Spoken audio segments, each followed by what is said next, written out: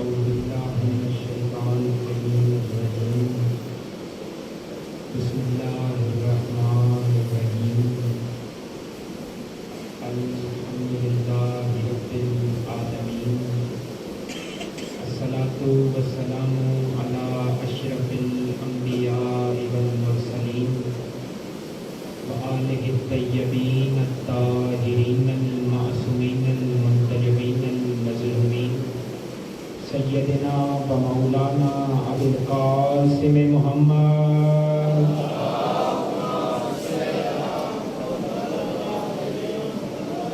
اما بعد فقد قال اللہ تبارک و تعالی فی محکم کتابہ المجید والقرآنہ الحمید وقولہ الحق بالحق بسم اللہ الرحمن الرحیم وما خلقت الجن والانس الا لیعبدون صلوات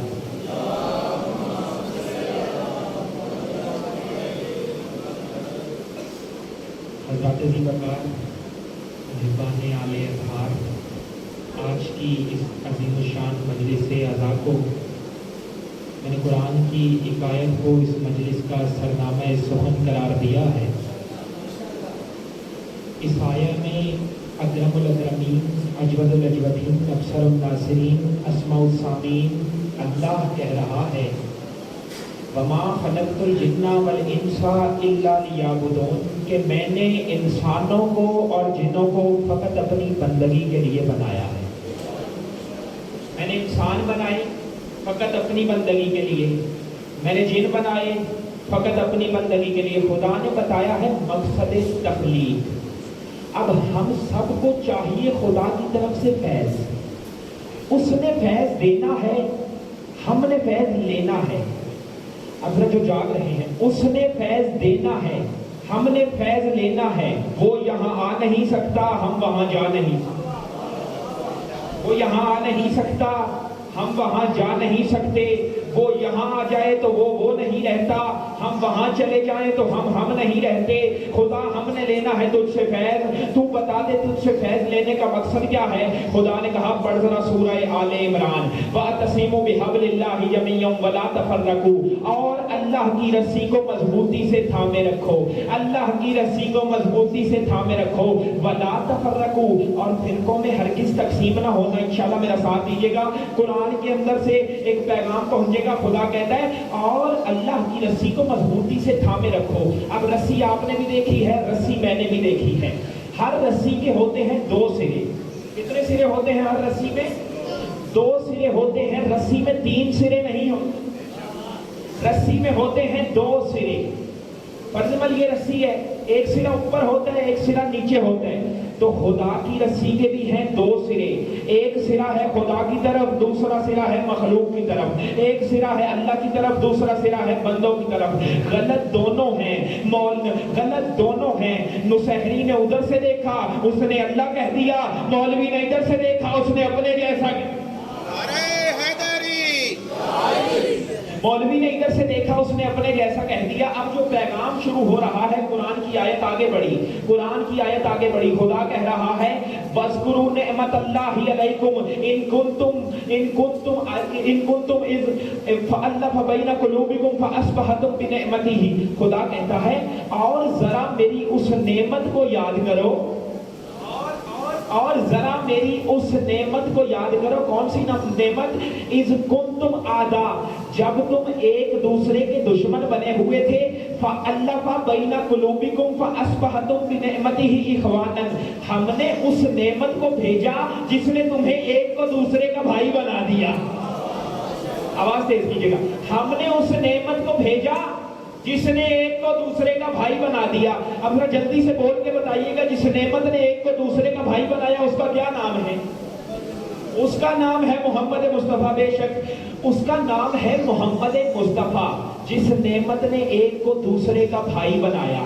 اب محمد نے یوں ہی تو بھائی نہیں بنایا، محمد نے ہر ایک کی دینت دیکھی، محمد نے ہر ایک کا مزاج دیکھا، محمد محمد نے ہر ایک کے مستقبل کے منصوبے دیکھے، جس کا مزاج جس کے ساتھ مل گیا محمد نے اس کو اس کا بھائی بنا دیا، جس کی دینت جس کے ساتھ مل گئی محمد نے اس کو اس کا بھائی بنا دیا، جس کا رہن سہن جس کے ساتھ مل گیا محمد نے اس کو اس کا بھائی بنا دیا۔ محمد سب کو بھائی بنا رہے تھے۔ ایک گوشے میں بیٹھے علی رو رہے تھے، رسول علی کے پاس آئے، علی کے پاس آ کے رسول نے کہا یا علی تم کیوں رو رہے ہو؟ یا علی تمہارے رونے کی وجہ کیا ہے؟ یا علی تمہارے رونے کی وجہ کیا ہے؟ علی مسکرا، علی روتے روتے فرمانے لگے یا رسول اللہ آپ نے ہر صحابی کو دوسرے صحابی کا بھائی بنایا، آپ نے علی کو کسی کا بھائی نہیں بنایا۔ رسول کے چہرے پہ مسکراہٹ آئی، مسکرا کے رسول فرماتے ہیں علی میں نے ہر صحابی کو دوسرے صحابی کا بھائی بنایا ہے، اگر تو بھی صحابی ہوتا تو تجھے بھی بنا دے۔ مل کے علی اگر تو بھی صحابی ہوتا تو تجھے بھی بنا دیتا۔ رسول نے علی کو کسی صحابی کا بھائی نہیں بنایا، بلکہ علی کے لیے کیا کہا؟ علی کے لیے کہا یا علی انت اخی فی الدنیا والآخرہ، علی تو دنیا میں بھی میرا بھائی ہے، قیامت میں بھی میرا بھائی۔ علی تو دنیا میں بھی میرا بھائی ہے، قیامت میں بھی میرا بھائی ہے۔ اللہ کی قسم میں نے رسول کے الفاظ پڑھے ہیں، کہا علی تو دنیا میں بھی میرا بھائی، قیامت میں بھی میرا بھائی۔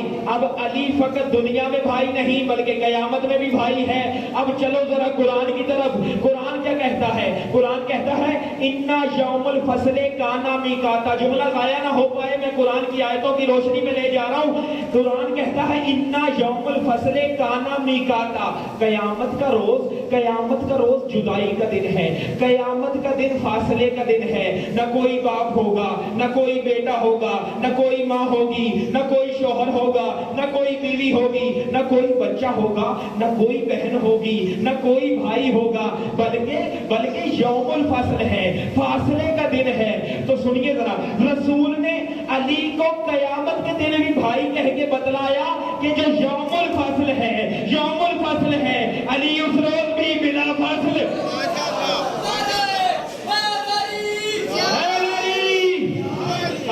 یوم الفصل ہے، علی اس روز بھی بلا فصل ہے۔ بلا فصل کے ماننے والے بیٹھے ہیں، علی اس روز بھی بلا فصل ہے۔ اب قرآن کی آیت کی روشنی میں فیصلہ ہوا کہ پہلی نعمت ہے محمد، پہلی نعمت ہے، بول کے بتائیے ذرا سارے پیچھے بھی جتنے سننے والے بیٹھے ہیں، پہلی نعمت کا نام ہے محمد۔ اچھا اب ذرا دوسری آیت سنیے، دوسری آیت میں مالک کہتا ہے وَاذْكُرُوا نِعْمَتِ اللَّهِ إِن كُنتُمْ ظَالِمُونَ لِلْكِتَابِ، اور جو ہم نے یہ قرآن نازل کیا ہے یہ قرآن بھی نعمت ہے۔ ہم نے جو قرآن نازل، ایک بڑا پیغام آ رہا ہے، اللہ کرے تم لوگ سمجھ آؤ، ہم نے جو قرآن نازل کیا ہے یہ قرآن بھی نعمت ہے۔ اچھا میرے مالک اور بھی کوئی نعمت ہے؟ اب کہا، اب قرآن میں کہتا ہے مالک اور ذرا یاد کرو اس وقت کو جب ہم نے کعبے کو قبلہ بنایا، اور ذرا یاد کرو اس وقت کو جب میں نے کعبے کو قبلہ بنایا۔ ذرا سارے مل جائیے گا۔ پہلی نعمت ہے محمد، دوسری نعمت ہے قرآن، تیسری نعمت ہے کعبہ۔ اور یہ میں نہیں کہہ رہا، یہ تو اللہ کا قرآن کہہ رہا ہے، میں نے ابھی آیتیں پڑھی ہیں، یہ اللہ کا قرآن کہہ رہا ہے۔ پہلی نعمت ہے محمد، دوسری نعمت ہے کعبہ، تیسری نعمت ہے قرآن، تیسری نعمت ہے قرآن۔ میرے مالک ذرا جلدی سے بتا اور بھی کوئی نعمت ہے؟ اور بھی کوئی نعمت ہے؟ مالک لاہور والے مجھے گھور کے دیکھ رہے ہیں، جلدی سے بتا دے اور بھی کوئی نعمت ہے؟ مالک کی آواز آئی علی عباس تو نے قرآن نہیں پڑھا؟ جلدی نے قرآن پڑھ کے سنا الیوم، اور جب ایک بھائی نے دوسرے بھائی کا ہاتھ اٹھایا تو الیوم اکملت لکم دینکم واتممت علیکم نعمتی، آج ہم نے دین بھی مکمل کر دیا، نعمتیں بھی تمام۔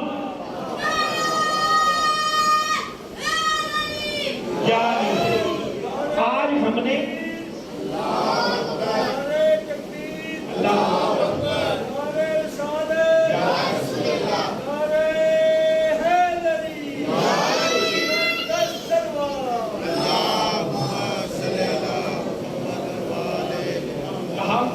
ہم نے آج دین بھی مکمل کر دیا ہے، نعمتیں بھی تمام کر دی ہیں۔ اب چار نعمتیں میں نے قرآن سے بتائی ہیں، ایک محمد نعمت ہے، دوسری محمد کے سینے پہ جو کتاب اتری وہ کتاب نعمت ہے، اور تیسری نعمت ہے کعبہ، اور چوتھی نعمت کا کیا نام ہے ذرا آپ بول کے بتائیے ذرا اونچی، چوتھی نعمت کا کیا نام ہے؟ چوتھی نعمت کا نام ہے علی، علی ہے امام۔ تو کیوں نہ میں اس طرح کہہ دوں کہ پہلی نعمت محمد، دوسری نعمت قرآن، تیسری نعمت کعبہ اور چوتھی نعمت ہے امام۔ اب 4 نعمتیں ہیں، 4 نعمتیں ہیں، بس کسی معراج پہ لے جانا چاہ رہا ہوں، انشاءاللہ میرا ساتھ دیجیے گا، اس مصرے پہ سارے بندوں نے بولنا ہے۔ اب 4 نعمتیں ہیں قرآن کے اندر، ایک محمد ہے، دوسری علی ہے، تیسری نعمت کعبہ ہے، چوتھی نعمت ہے قرآن۔ تو اب ذرا یاد کریے، ذرا اپنے ذہنوں کو معطر کریے اور یاد کریے، دن میں 5 وقت، دن میں 5 وقت آپ جب نماز پڑھنے کے لیے جاتے ہیں تو کہتے ہیں اہدنا الصراط المستقیم، چلا سیدھے راستے پر، چلا سیدھے راستے پر۔ بھائی کہتے ہیں چلا سیدھے راستے پر، ہم کہتے ہیں باقی رکھ سیدھے راستے پر، چلو جو بھائی کہتے ہیں وہی ترجمہ کرتے ہیں، اہدنا الصراط المستقیم، چلا سیدھے راستے پر، اہدنا الصراط المستقیم، چلا سیدھے راستے پر۔ اچھا یہ کن لوگوں کا راستہ ہے؟ صراط الذین انعمت علیہم، ان لوگوں کے راستے پر جن پر تو نے نعمتیں بھیجی، ان لوگوں کا راستہ جن پر تو نے نعمتیں تمام کی، نعمتیں بھیجی، نعمتیں اتاری، یہ سارے ترجمے۔ اچھا تو اب قرآن نے کہا کہ نعمتیں تو ہیں 4، ایک ہے محمد، دوسری ہے قرآن، تیسری ہے کعبہ، چوتھی نعمت ہے امام۔ تو لڑنے جھگڑنے کی ضرورت ہی نہیں ہے، کوئی غصہ کرنے کی بات ہی نہیں، آؤ قرآن سے بات کر لیتے ہیں، قرآن سے دلیل دے لیتے ہیں، قرآن کا فیصلہ تو سب کو یاد ہوگا۔ تم رکھو اپنی کتابیں اپنے پاس، ہم رکھتے ہیں اپنی کتابیں اپنے پاس، آؤ ذرا قرآن پہ تو یقین رکھتے ہو، قرآن پہ تو ایمان ہے نا، آؤ قرآن سے بات کر لیتے ہیں۔ قرآن میں 4 نعمتیں ہیں، میں بار بار یاد کروا رہا ہوں، میرے ساتھ بولیے، قرآن میں 4 نعمتیں ہیں۔ پہلی نعمت ہے محمد، دوسری نعمت ہے کعبہ، تیسری نعمت ہے امام، چوتھی نعمت ہے قرآن۔ اب 4 نعمتیں ہیں، آپ نے کیا کہا؟ آپ نے کہا اہدنا الصراط المستقیم صراط الذین انعمت علیہم، چلا سیدھے راستے پر ان لوگوں کا راستہ جن پر تو نے نعمتیں تمام کی۔ تو پھر آپ کو بھی تسلیم کرنا پڑے گا کہ اب جس کے پاس یہ 4 نعمتیں ہوں گی اسی کا راستہ صراط مستقیم ہوگا، جس کے پاس یہ 4 نعمتیں ہوں گی اسی کا راستہ سیدھا راستہ ہوگا۔ میرے مالک یہ 4 نعمتیں کہاں اتاری؟ کہاں جلدی سے تاریخ کے صفحے پلٹ، میں نے قرآن اتارا محمد کے سینے پر، میں نے محمد اتارا ابو طالب کے گھر پر، میں نے امامت بلوائی ابو طالب کے زانوں پر، میں نے امامت بلوائی ابو طالب کے زانوں پر، میں نے ابو طالب کے بیٹے کو کعبے میں اتارا۔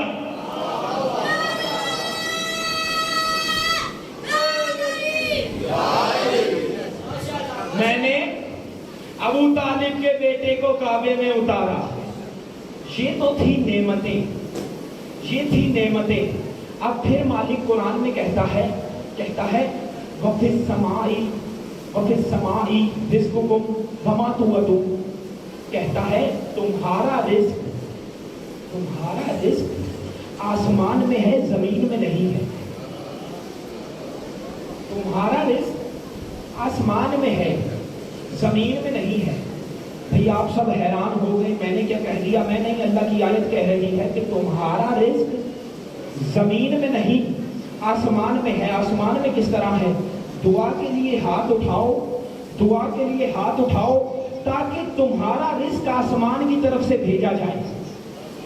دعا کے لیے ہاتھ اٹھاؤ تاکہ تمہارا رزق آسمان کی طرف سے بھیجا جائے۔ اب اگلی آیت میں خدا کہتا ہے لَإِن شَكَرْتُمْ لَأَزِيدَنَّكُمْ، اگر تم ہمارا شکریہ ادا کرو گے ہم تمہارا رزق بڑھا دیں گے، ہم رزق ڈبل کر دیں گے۔ چاہیے فقط شکریہ، چاہیے فقط تھینکس، ہم تمہارا رزق بڑھا دیں گے اگر تم شکریہ ادا کرو گے۔ تو اس نے کیا کہا؟ اس نے کہا رزق ہے آسمان میں، اور آسمان میں رزق ہے، تم زمین سے شکریہ ادا کرو گے میں آسمان سے رزق بڑھا دوں گا، میں آسمان سے رزق بڑھا دوں گا۔ تم نے کرنا ہے زمین سے شکریہ، اس نے بڑھانا ہے آسمان سے رزق۔ تو پھر مجھے کہنے دیجئے نا کہ آدم کا شکریہ گیا زمین سے آسمان کی طرف، آدم کا رزق آیا آسمان سے زمین کی طرف، نوح کا شکریہ گیا زمین سے آسمان کی طرف، نوح کا رزق آیا آسمان سے زمین کی طرف، ابراہیم کا شکریہ گیا زمین سے آسمان کی طرف، ابراہیم کا رزق آیا آسمان سے زمین کی طرف، اسماعیل کا شکریہ گیا زمین سے آسمان کی طرف، اسماعیل کا رزق آیا آسمان سے زمین کی طرف۔ لیکن ایک دن راستہ بدل گیا، زہرا کے ہاتھ کی پکی روٹیاں عرش پر گئی اور شکریہ عرش سے آیا۔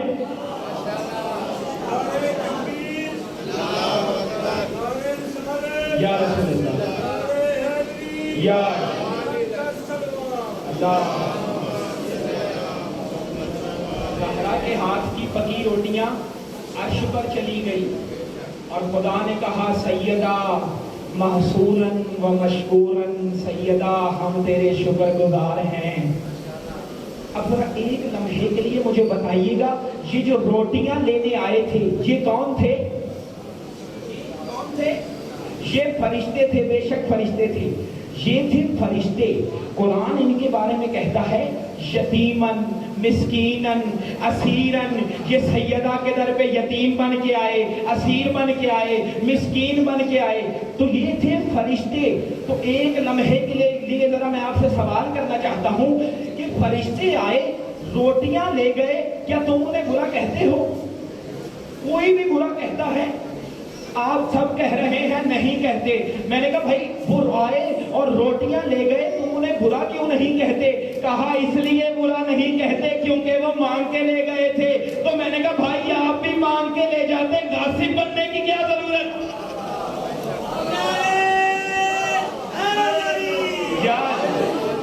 آپ بھی مانگ کے لے جاتے، یہ غاصب بننے کی کیا ضرورت تھی؟ اب سیدہ کے ہاتھ کی 3 روٹیاں گئی عرش پر اور قرآن کی 30 آیتیں آئی عرش سے۔ میرے پاس وقت نہیں تو میں 30 کی 30 آیتیں پڑھتا۔ قرآن کی 30 آیتیں آئی عرش سے، سیدہ کی 3 روٹیاں گئی۔ تو کوئی تو ایسی بھی ہو جس کے ہاتھ کی 3 روٹیاں عرش سے خدا کی 30 آیتیں کھینچ لیں۔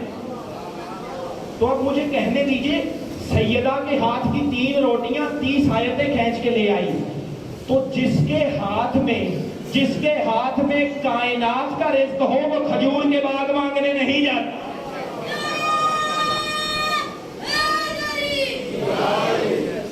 جس کے ہاتھ میں کائنات کا رزق ہو وہ کھجور کے باغ مانگنے نہیں جایا کرتا۔ بس اتنی عظمتوں کی مالک سیدہ، اور اسی سیدہ کا بیٹا ہے حسین، اسی سیدہ کا بیٹا ہے حسین۔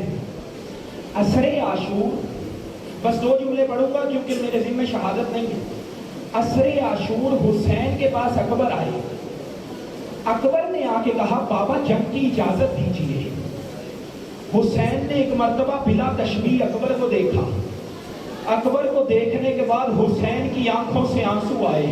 حسین رو کے فرمانے لگے اکبر خود انصاف کرو، تم جیسا جوان بیٹا ہو، بوڑھے باپ جوان بیٹوں کو مرنے کی اجازت نہیں دیا کرتے۔ اکبر بوڑھے باپ جوان بیٹوں کو مرنے کی اجازت نہیں دیا کرتے۔ اکبر تمہیں چاہیے جنگ کی اجازت؟ کہا ہاں بابا جنگ کی اجازت چاہیے۔ اچھا اکبر اگر جنگ کی اجازت لینی ہے تو جا کے اس ماں سے مانگو جس نے تمہیں پالا ہے۔ اکبر آئے زینب عالیہ کے خیمے میں، زینب عالیہ مصلی پہ بیٹھی تھی، علی کی نمازی بیٹی۔ اکبر آ کے ماں کے داہنے طرف کھڑے ہو گئے، اکبر آ کے ماں کے داہنے طرف کھڑے ہو کے اکبر نے نعت علی پڑھنا شروع کی۔ علی کی نمازی بیٹی نے نماز ختم کر کے اکبر کے چہرے سے اکبر کا سوال پڑا، رو کے کہا اکبر تو بھی جا رہا ہے؟ اکبر تیری ماں درباروں میں تنہا جائے گی، اکبر تیری ماں بازاروں میں تنہا جائے گی۔